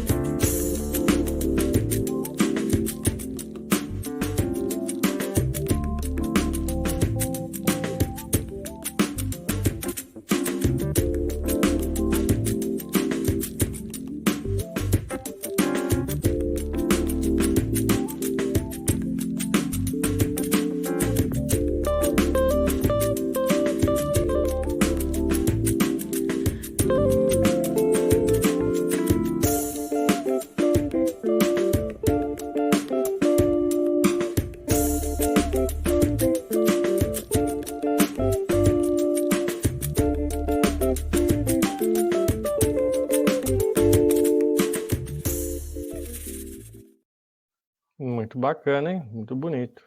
Você vê que Não legal, conheço né? lá por dentro, não. Conheço o de São Não. Paulo, que segue o estilo, mas é menor, né? Bem menor. Hum. Mas o do Rio não conheço. E você vê que interessante, né? Ele tem, na época, é uma obra de arte inteira a construção, né? E na época eles contrataram os mais importantes pintores e escultores brasileiros para fazer todas os afrescos e as partes internas, né? E também chamaram artistas europeus para fazer os vitrais e os mosaicos. Você vê no finalzinho aí aparece um mosaico lindíssimo, né? O assírio, né? Deve ser, não é esse? No finalzinho, quando fala Pois do é. salão assírio, parece uma Isso. inspiração da Síria, né? lindíssimo, né? E eles fizeram várias reformas no teatro, e a última reforma eles encaparam aí, não sei com quantas 1000 folhas de ouro, né? Ele está todo feito em folhas de ouro, cara, a coisa mais linda mesmo, cara. Olha que bonito que é esse teatro, né? Sim, maravilhoso. Maravilhoso. Se eu não me engano, foi do lado desse teatro aí que caiu aquele prédio, né, no Rio de Janeiro, alguns Foi, anos atrás, foi. 10 anos Foi. atrás. Ele Acabou. fica na Ceilândia, bem no centro do Rio. Na época que caiu, eu fui lá dar um curso, alguns dias depois eu acabei visitando o local, passei em frente ao teatro e olhei o prédio lá todo desabado ali. A Ângela está falando que lembra o Teatro Municipal aqui de São Paulo, né? Eu não sei quando que foi construído o Teatro Municipal de São Paulo, se foi antes ou se foi depois. Vou até pesquisar aqui Dá uma para olhadinha ver. aí. Mas deve ser mais ou menos na mesma época, né? Mas exatamente eu não sei.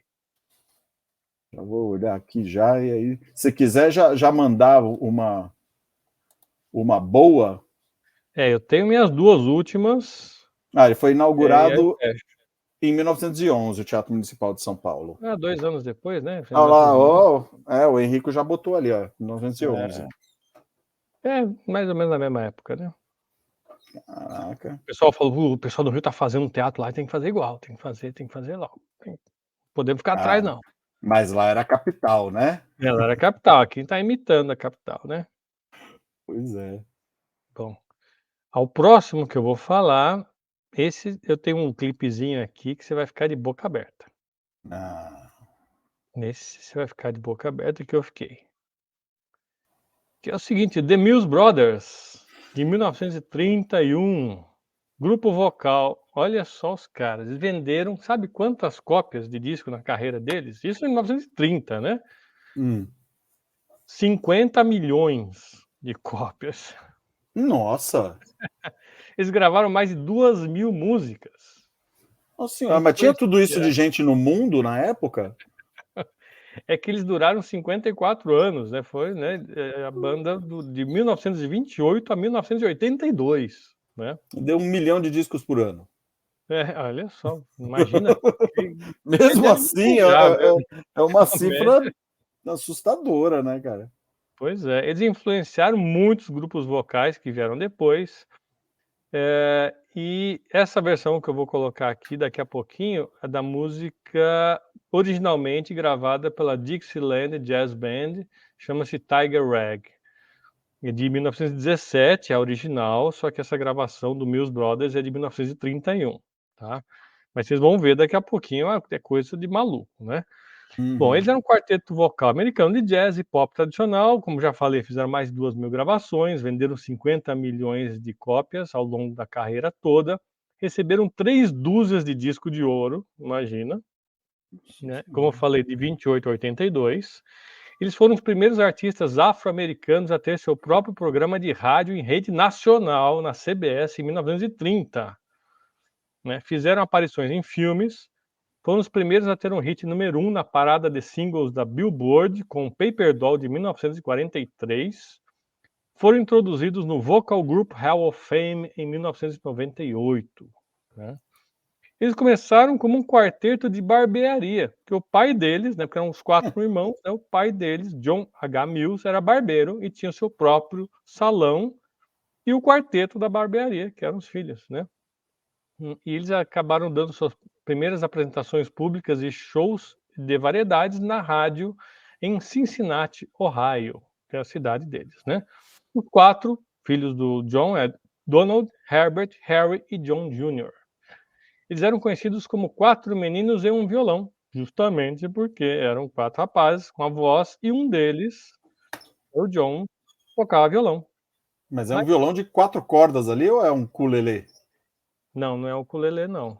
Eu não sou grande conhecedor, sei que vai me falar, mas não parece ser um ukulele, não. Não parece mas um ukulele, tem 4 cordas. Eu não tinha reparado. Vamos ver se no clipe é o mesmo, né? Que eu não sei. Eles podiam soar com uma banda de jazz completa, especialmente nas músicas Tiger Rag, que a gente vai ver aqui, St. Louis Blues e Bugle Call Rag. Cada irmão se especializou em um instrumento. Eles imitavam 2 trompetes, um trombone e uma tuba. Puta que legal. A morte repentina de John C. Mills em 36 foi um golpe para os Irmãos Unidos e eles quase dissolveram, né, o grupo. Felizmente, seu pai assumiu o papel do filho. Né? John C. Mills era o filho, né, não o pai. E o pai assumiu o papel do filho e o grupo continuou sem nenhuma perda de popularidade. Né, e eles continuaram principalmente no estilo hot jazz, com uma forte ênfase no scat singing e nas imitações instrumentais, e fizeram discos com artistas como Louis Armstrong, Duke Ellington, Ella Fitzgerald e os Boswell Sisters. John Mills se aposentou em 56 e os irmãos continuaram como um trio, gravando e se apresentando regularmente até a década de 70. Eles todos nasceram em Piqua, Ohio. E aqui tem, né, algumas fotinhos deles, mas vocês vão ficar de boca aberta com a apresentação, um clipe rapidinho de menos de 1 minuto, mais ou menos 1 minuto, de Tiger Rag, na voz e violão de The Mills Brothers. Atenção, senhoras e senhores. Cadê? 4 rapazes e um violão. Vamos lá. Ladies and gentlemen, the Mills Brothers. On that tiger, on that tiger, on that tiger, on that tiger, on that tiger, on that tiger, on that tiger. Where's that tiger? Where's that tiger? Here's that tiger. Where's that tiger? Here's that tiger. Where's that tiger? Here's that tiger.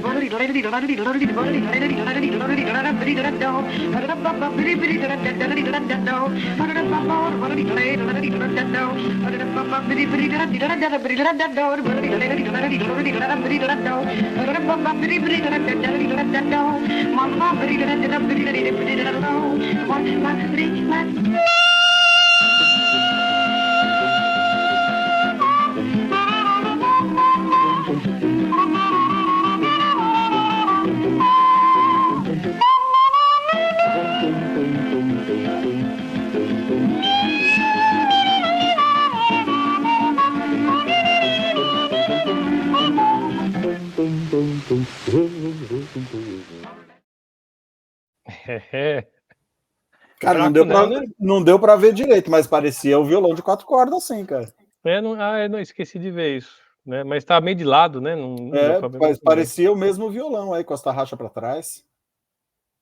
Você vê o que os caras fazem com a voz, né?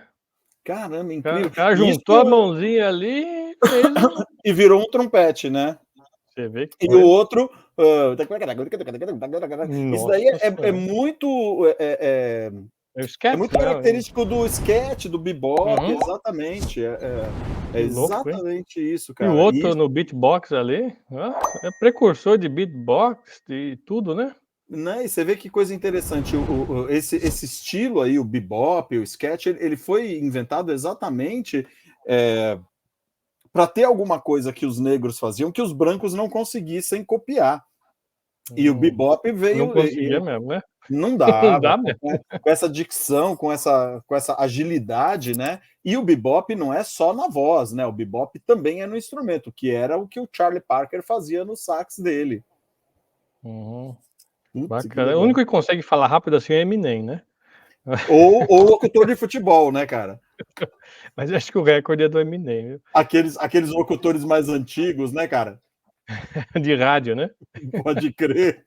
Fiore Giliotti, esses caras eram... Ou de corrida de cavalo, né? Né, também. E Cruz, o disco final. Cara, não dá pra entender nada. É. Não, o pior que dá, né? O pior que dá para entender tudo, né? O cara fala muito rápido, Não, você pior entende que tudo. dá Você não mesmo. consegue reproduzir do jeito que o cara fala, né? Não tem como, mas dá para entender, dá. Impressionante. Gostou do Mills Brothers? Demais, demais. Caras são Americanos, muito bons. né? É. Sensacional. Mas eu não. Muito, Cara, muito bom. dos 4 que você trouxe, eu não conhecia ninguém, cara. É bom, eu também não. Mas o próximo você conhece. Vou fazer mais um aqui, daí eu deixo os aniversariantes com você, pode ser? Claro, quem que é o próximo? Vamos lá. O próximo é esse cara aqui, ó. Woody Guthrie. Woody Guthrie nasceu em 14 de julho, olha lá, coincidiu aqui que eu fiz, né, o último, já para abrir seus aniversariantes, 14 de julho de 1912, há exatos 111 anos, nascia em Yakima, Oklahoma, batizado com o nome do presidente, Woodrow Wilson. O nome Woody Guthrie é um nome artístico dele, né? Foi um dos mais importantes cantores e compositores da música folk americana, com temas de socialismo e antifascismo. Influenciou Bob Dylan, Johnny Cash, Bruce Springsteen, Jerry Garcia, do Grateful Dead, entre outros. Escreveu centenas de canções, incluindo This Land is Your Land, considerada um hino nacional alternativo. Ele sofria da doença de Huntington, uma doença neurológica hereditária que também afetou a sua mãe. Ele costumava tocar com uma guitarra que tinha a frase This machine kills fascists. Esta máquina mata fascistas. Está escrito aí em duas fotos, né? Aí, né? Nas duas fotos, pode crer. Né? Ele serviu na Marinha Mercante e no Exército dos Estados Unidos durante a Segunda Guerra Mundial e recebeu várias medalhas por seu serviço. Faleceu em 3 de outubro de 1967, aos 55 anos, por complicações justamente dessa doença de Huntington. Woody Guthrie foi indicado ao Rock and Roll Hall of Fame em 1988 e em 2000 ele ganhou um Grammy Lifetime Achievement Award. E eu vou colocar um clipezinho numa música que fez sucesso depois com os The Animals, mas ele gravou em 1941, 23 anos antes, House of Rising Sun. Então vamos ver um clipezinho rápido dessa música gravada 23 anos antes do Animals. Vamos lá. There is a house in New Orleans you call the rising sun. It's been the ruin of many a poor soul and me, oh God, I'm one. If I'd listened to what Mama said, be at home today. Being so young and foolish, poor girl, I let a gambler lead me astray. E esse foi o Woody Guthrie. Caramba! É diferente, né, essa versão? Muito diferente. Bacana. Pois é, 1941. Chegamos aí aos caras que fizeram um caminho pro rock. É isso. Show de Se bola. gostaram, dá um like aí no vídeo aí, né, gente? Mas não acabou não, agora o Chiesa vai entrar com os aniversariantes. Esse foi o primeiro aniversariante aí, ó. Primeiro aniversariante. Então já pode botar o resto na tela aí que a gente já comenta. Esse daí também, quem não conhece esse austríaco aí, Gustav Klimt, né? Tá. Com essa tela, eu botei a tela mais famosa dele aí, que é o beijo, né? Der Kuss, né? Do alemão, né? Foi pintado entre 1907 e 1908 e é baseado nele mesmo e na sua amante Emily, né? Um pintor aí que foi associado ao simbolismo, né? E foi um dos destaques aí do movimento Art Nouveau na Áustria, e acabou tendo várias mudanças aí no seu estilo. Foi um cara que, se você for para Viena, você vai encontrar uma série de castelos, museus, teatros que tem afrescos e outras obras aí do Klimt, e ele ele participou de algumas companhias de arquitetura que prestavam esse tipo de serviço para as construtoras, né? Eles faziam projetos arquitetônicos e faziam essa parte interna aí de quadros e afrescos para fazer a decoração. Então, o Gustav Klimt nasceu em 14 de 7 de 1862. O primeiro aniversariante. Aí tem os outros. Tem um que é sensacional e que todo mundo conhece, Silvio Luiz. Né? Nascido... o Silvio Luiz está fazendo 89 anos, cara. Nossa. 89 anos, ele é de 1934. Você lembra das narrações do Lembro, Silvio? lembro, dos anos 90 principalmente, né. Lembro, Que Silvio Luiz. engraçado, né? Segundo o Silvio Luiz, ele nunca gritou gol. Não? Nas narrações dele, ele disse que ele nunca gritou gol, cara. Ele sempre falava, mais um gol brasileiro. Lembra que ele falava assim? Ah, tá, não era só gol, né. Ele não gritava gol! Ele não Uhum. fazia isso. Ele fazia o é. O grito dele era o é. Né. E ele tinha uns Legal. bordões sensacionais. Vou falar alguns bordões dele Sim, só para sim. aguçar.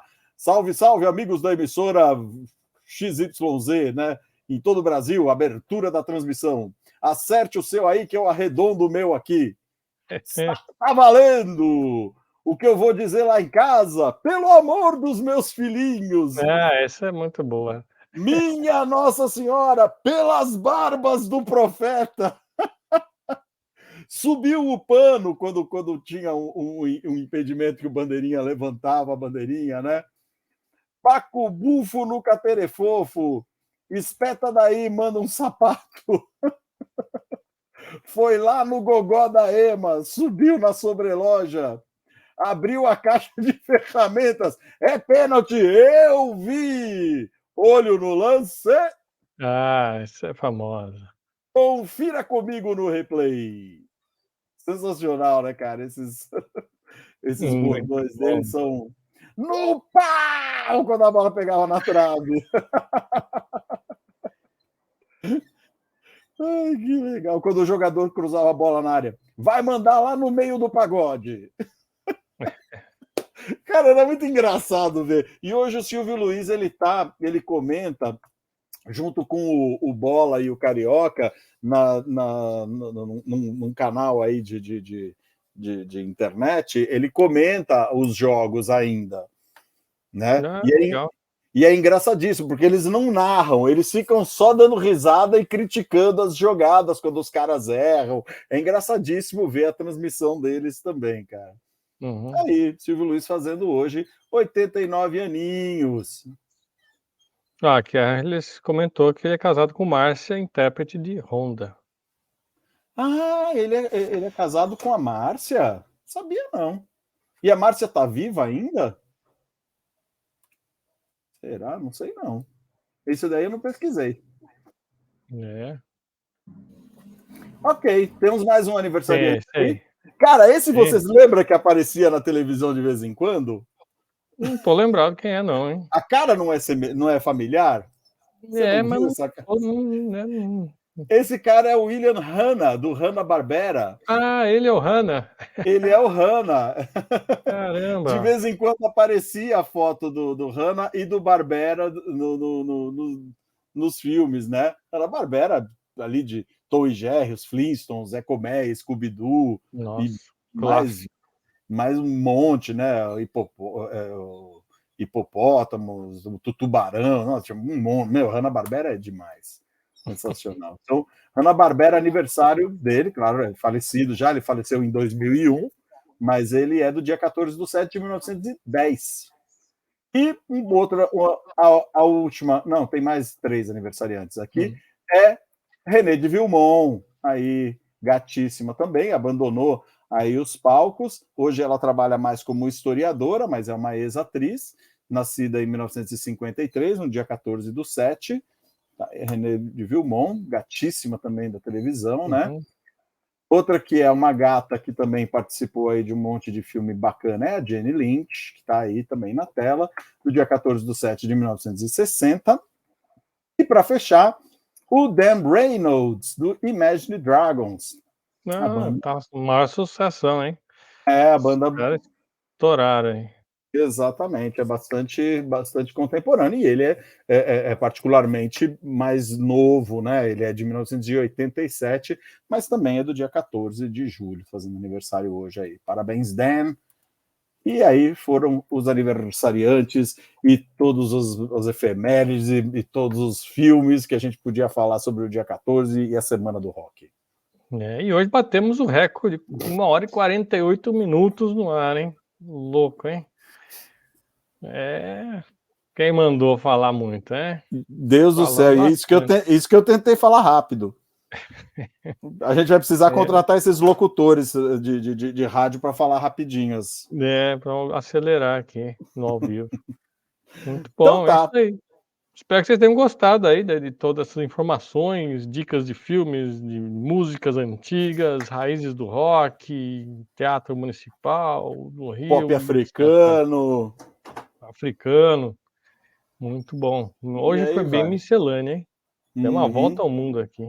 Pode crer. Vamos agradecer Muito também as bom. presenças aí, Fernando o DCX, o Miguelzão, meu primo, Marcelão da banda, Lair, Lilian, Júlio Grande, todo mundo que apareceu aí, Adelô, Simone, Simone, Ari, o DJ acho que estava por aí também, o Ari, Simone está aí também, Marcelão está aqui, Ari está aqui, quem mais está aí? O Henrico. Marcelo, Boris, ó, o Boris tá aí. Opa, valeu, Boris. Tava Beleza, quietinho aí. galera. Muito obrigado pela presença, pelas contribuições, e a gente se fala no Reboot 64. Até o 64, hein?